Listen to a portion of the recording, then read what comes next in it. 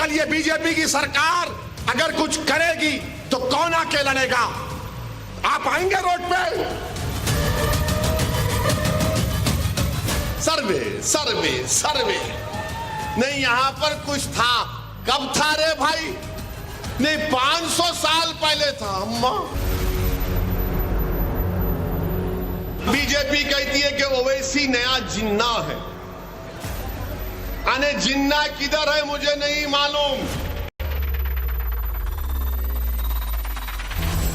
वो बड़े बेताब हैं, बेचैन हैं, बेपरवाह हैं, और जो मुखालिफ हैं वो कहते हैं अमा वो रजाकार है।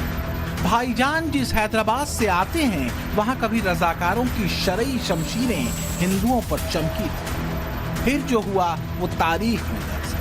रजाकारों की भड़काने और उकसाने की एक अलग सियासत लेकर हैदराबादी भाईजान चलते हैं। बात संविधान की करते हैं लेकिन जुबान पर सिर्फ और सिर्फ मुसलमान ही रहते हैं। हम 70 साल से यही कर रहे हैं, दूसरों का बाजा बजा रहे हैं, दूसरों के लिए नाच रहे हैं, मगर जब हमको बताया जाता है कि देखो तुम्हारे पास तुम्हारे घर नहीं है, तुम्हारा बच्चा जेल में है, तुमको इंसाफ नहीं मिल रहा है, तो क्या बोलेंगे आप? नहीं नहीं, हमने वोट डाल दिया। अरे किसको डाला तुमने वोट? ओवैसी की राजनीति का भड़काऊ सिरा कहां से जुड़ता है ये आपको आगे बताएं। पहले ये समझना जरूरी है कि हाल फिलहाल भाईजान चर्चा में क्यों। दरअसल हैदराबादी भाईजान ने दिल्ली विधानसभा चुनावों में दिल्ली दंगों के आरोपी ताहिर हुसैन को टिकट दिया। पुलिस की चार्जशीट के मुताबिक ताहिर हुसैन दिल्ली दंगों का मास्टरमाइंड है। इसने हिंसा भड़काई, दंगों की साजिश रची। दंगे कराने के लिए ताहिर हुसैन ने पैसे भी खर्च किए।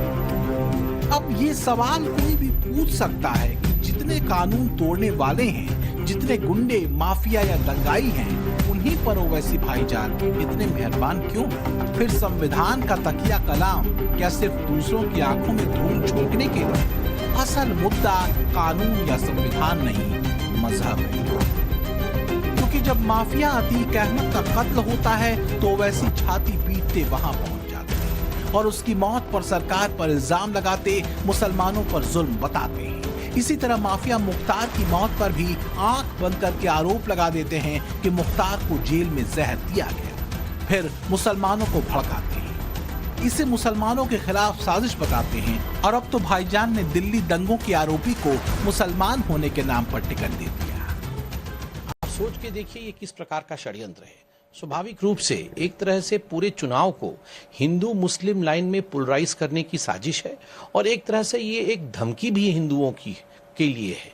ये धमकी है और नहीं तो क्या है। जिसने षड्यंत्र रचा, जिसने कॉन्स्पिरेसी की, जिसने लोगों की जान गंवाने के लिए पूरी की पूरी षड्यंत्र रची, आप उस व्यक्ति को टिकट दे रहे हैं। कहीं ना कहीं ये बहुत बड़ा षड्यंत्र है। सच ये है कि ओवैसी की राजनीति हर उस राह को पकड़ती है जो उल्टी चलती है।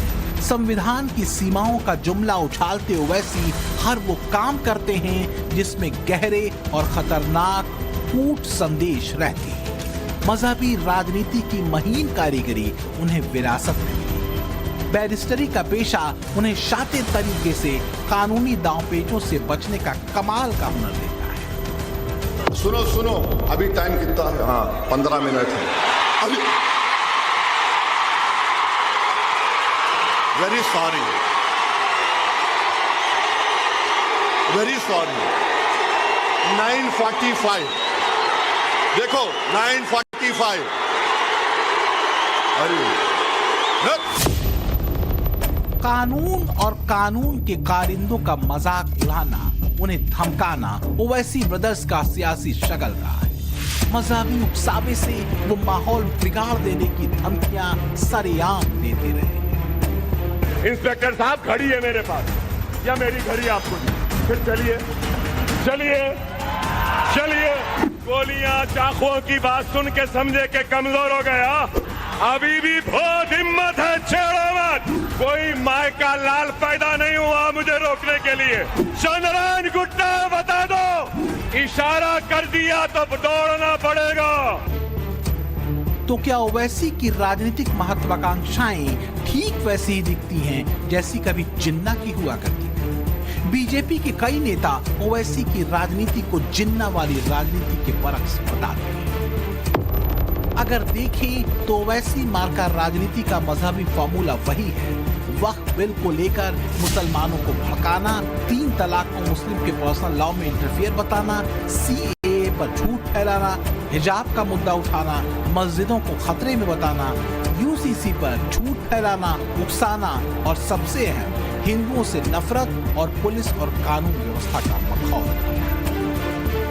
मेरे को jail road police station commissionerate Solapur से हमारे सीनियर पुलिस इंस्पेक्टर साहब ने सेक्शन 168 BNSS की नोटिस दिए, मेरे को लव लेटर दिए। हमारे ससुरे की तरफ से आई नोटिस। दामाद से बहुत मोहब्बत करते हैं ना इन्हों, और हम इनके भाईजान हैं। ससुरे भी उन्होंने है, हम उनके भाईजान भी हैं। I love you.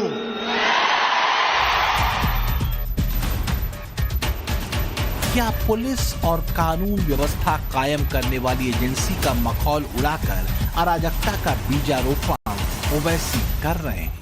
क्या वो ऐसे कारकुनों की फौज खड़ी करना चाहते हैं जो देश की पुलिस और कानून को इसी तरह से हल्के में ले? क्या ओवैसी ब्रदर्स की कट्टरपंथी राजनीति का आधार ही अराजकता है? क्योंकि ऐसी ही धमकियां, ऐसी ही गीदड़ धमकी ओवैसी ने यूपी चुनावों के दौर में।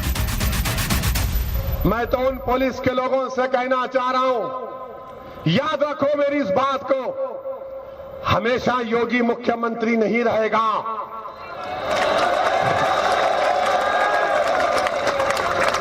हमेशा मोदी प्रधानमंत्री नहीं रहेगा। और हम मुसलमान वक्त के एतबार से खामोश जरूर हैं, मगर याद रखो हम तुम्हारे जुल्म को भूलने वाले नहीं हैं। और हम याद रखेंगे, हालात बदलेंगे। जब कौन बचाने आएगा तुमको? जब योगी अपने मठ में चले जाएंगे, मोदी पहाड़ों में चले जाएंगे, हो सकता है या कहीं पर जाकर रहेंगे। जब कौन आएगा? लेकिन जब एक्शन होता है तब बिलबिलाना भी खूब आता है। भाईजान को विक्टिम या पीड़ित बनते देर नहीं लगती। संविधान की दुहाई देते हलक सूखने लगते।